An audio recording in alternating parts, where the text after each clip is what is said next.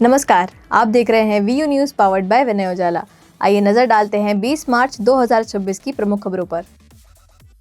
अमेरिकी F-35 lightning विमान पर इतिहास में पहला हमला, यूएस ने की आपात लैंडिंग की पुष्टि। अफगानिस्तान पर हमला कर इस्लामी दुनिया के निशाने पर आया पाकिस्तान, मुस्लिम धर्म गुरुओं ने की निंदा। नेपाल में बालेंद्र शाह 27 को लेंगे पीएम पद की शपथ। हॉर्मुज में अमेरिकी कार्रवाई, ईरानी नौसैनिक ठिकानों पर हमला, जहाजों के लिए खतरा बताया। ईरानी तेल पर से हटा सकते हैं प्रतिबंध, कीमतों में आएगी स्थिरता, अमेरिकी वित्त मंत्री ने की पुष्टि। मौसम ने बदली करवट, पहाड़ों पर बर्फबारी से ठंड बढ़ी, अगले 48 घंटे बारिश और तेज हवा का अलर्ट। एयरलाइंस को खाड़ी देशों के हवाई क्षेत्र से बचने की सलाह, डीजीसीए ने जारी की एडवाइजरी। पीएम मोदी ने ऊर्जा ठिकानों पर हमलों की निंदा की, कतर, ओमान, जॉर्डन और फ्रांस के नेताओं से की बात। रेलवे के 6 अधिकारियों पर गिरी गाज, प्रशासन ने कहा सेवा मानकों से समझौता मंजूर नहीं। अहमदाबाद में नकली नोटों के रैकेट का भंडाफोड़, 7 आरोपी हुए गिरफ्तार। बोतल बंद पानी महंगा हुआ, प्लास्टिक लागत बढ़ने से कीमतें 11% तक बढ़ी। पनवेल में भीषण सड़क हादसा, 3 छात्रों की मौके पर मौत, 1 घायल। डीडीए की पहल पर पार्क बनेंगे कार्यक्रम स्थल, सैर सपाटे के अलावा साल भर होंगे सामाजिक और सांस्कृतिक आयोजन। केजरीवाल के जवाब दाखिल न करने पर अदालत ने जताया असंतोष, 2 अप्रैल को दोबारा सुनवाई। दिल्ली के बवाना में दुकानदार की गोली मारकर हत्या, 5 घायल, गैंग वॉर की आशंका। मध्य प्रदेश में राजनीतिक नियुक्तियां शुरू, राज्य वित्त आयोग का गठन, जयपाल सिंह पवैया बने अध्यक्ष। जयपुर में उद्योगपतियों से सीएम डॉक्टर मोहन यादव का संवाद, मध्य प्रदेश में निवेश के अवसर बताएंगे। एमपी के स्कूल शिक्षा टेंडरों में बड़े घोटाले का आरोप, खरीदी में गड़बड़ी, कांग्रेस ने की एसआईटी जांच की मांग। भोपाल में अयोध्या बाईपास पर झुग्गियां हटाने के विरोध में सड़क जाम, लठ लेकर दौड़े लोग, घंटे भर थमा ट्रैफिक।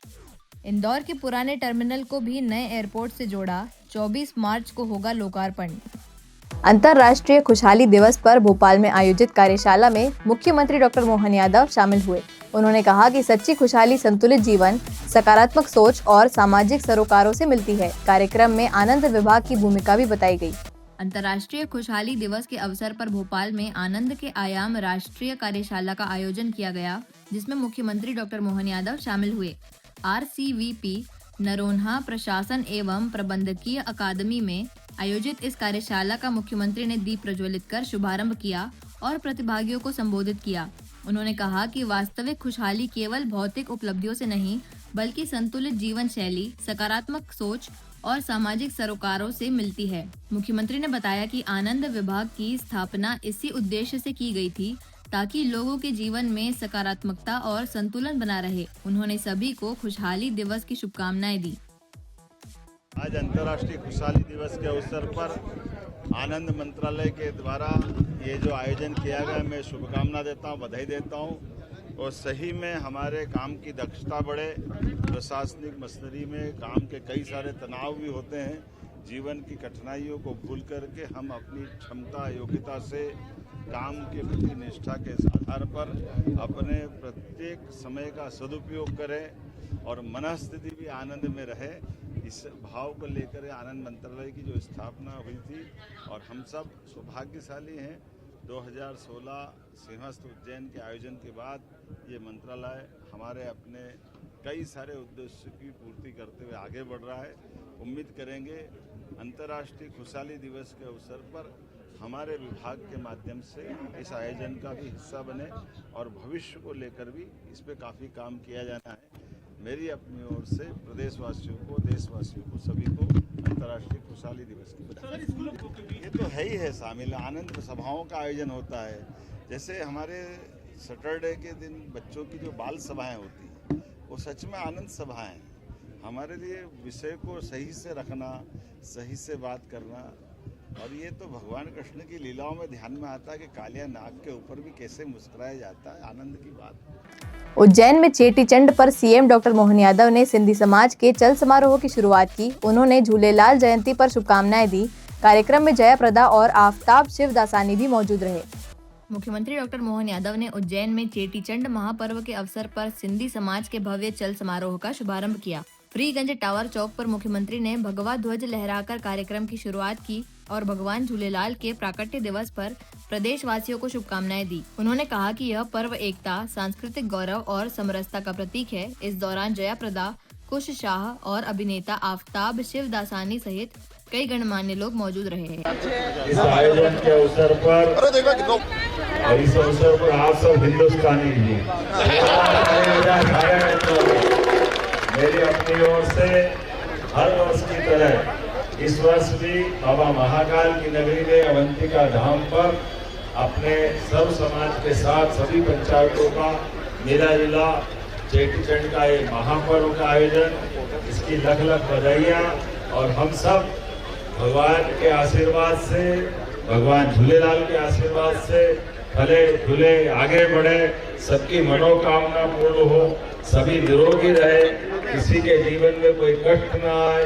माननीय प्रधानमंत्री के नेतृत्व में देश आगे बढ़ रहा है और मध्य प्रदेश आगे बढ़ रहा है और मध्य प्रदेश के साथ पूरे देश के सभी लोगों को ये नया वर्ष अलग अलग नाम से जाना जाता है। कहीं गुड़ी पड़वा, कहीं चेटी चांद, कहीं नवतेरा, कहीं अपने विक्रम संवत 2083, कहीं विक्रम संवत्सर, हर नाम से इस त्योहार का आनंद लेते हैं। लेकिन चेटी चांद के माध्यम से हम अपने उस अखंड भारत की तरफ भी ध्यान देते हैं, जिसके कारण से आज भी हम कहते हैं पंजाब, सिंध, गुजरात, मराठा, वो जो सिंध हमारे दिलों के अंदर बसा हुआ है, उसकी ज्योति सदैव जलती रहे और आनंद के साथ सरहद का वो हमारा हिस्सा परमात्मा चाहेगा तो जो महाकाल चाहेंगे सब अच्छा ही होगा, आज नहीं तो कल होगा।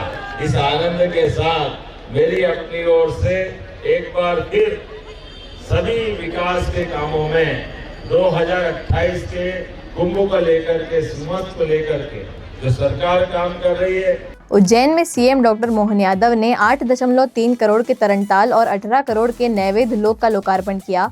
उन्होंने खिलाड़ियों को प्रोत्साहन राशि देने की घोषणा की और इसे पर्यटन व सांस्कृतिक विकास के लिए अहम बताया।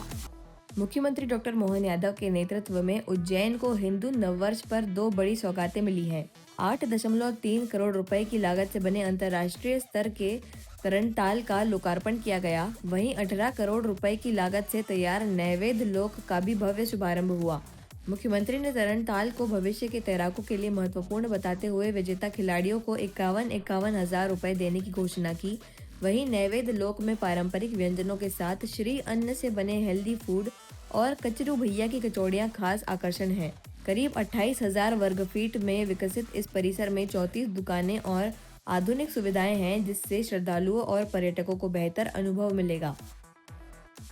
इस बात की प्रसन्नता है आज विक्रमादित्य की इस नगरी में हम सप्तपुरियों में से सर्वश्रेष्ठ नगरी उज्जैनी में इसका गौरव दिवस भी मना रहे हैं। जोरदार ताली बजा करके अभिनंदन करें अपनी नगरी के गौरव दिवस के लिए। और साथ ही साथ मध्य प्रदेश सरकार की ओर से हम जल गंगा संरक्षण अभियान जो गुड़ी पड़वा से लगा करके गंगा दशमी तक चलेगा, इसका शुभारंभ भी कर रहे हैं।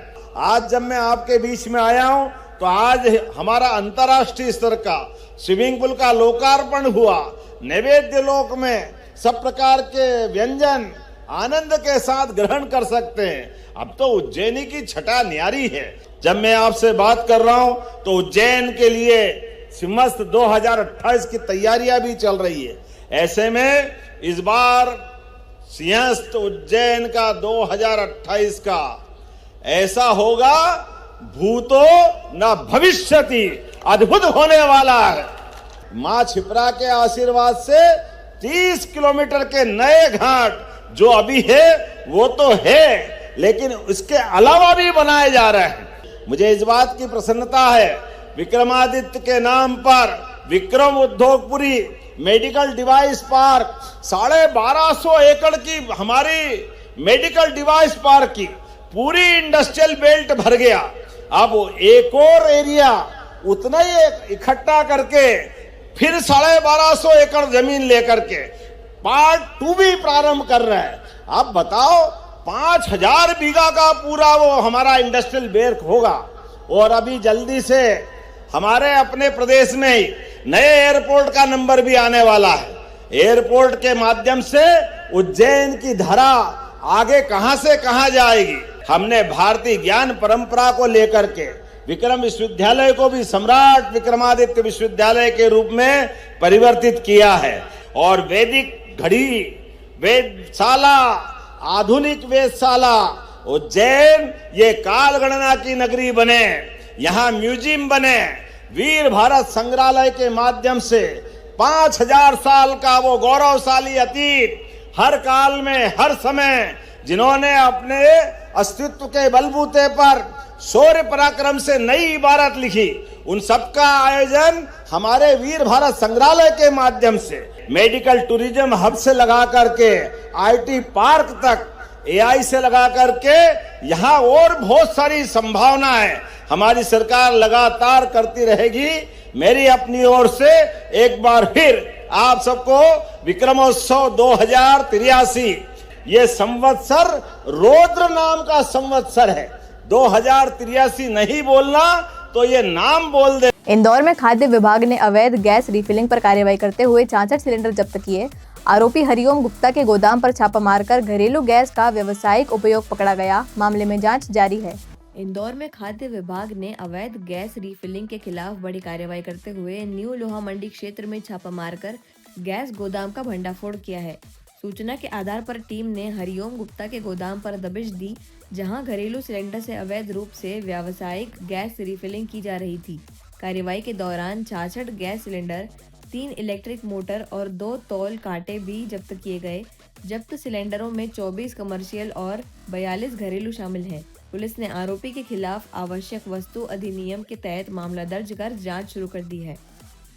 थाना लखनऊ के अंतर्गत एक जो गोडाउन है, गोडाउन में से अधिनियम के तहत कार्रवाई की गई है। इसमें वहां पर छापेमारी की सूचना मिलने पर जब वहां पर सर्चिंग की गई, तलाशी की, तो गोडाउन में 24 ऐसे सिलेंडर थे जो डोमेस्टिक सिलेंडर भरे हुए थे, और जबकि इसमें 15 खाली डोमेस्टिक सिलेंडर मिले हैं। इसके अलावा 7 कमर्शियल सिलेंडर जो कि भरे हुए हैं और 17 कमर्शियल सिलेंडर जो खाली है। इसके अलावा 2 इलेक्ट्रिक मशीन मिली है और एक इलेक्ट्रॉनिक तोलकाटा मिला है। तो कुल मिलाकर आवश्यक वस्तु अधिनियम 1955 की धारा 3/7 के तहत थाना लखनऊ में केस रजिस्टर कर लिया गया है।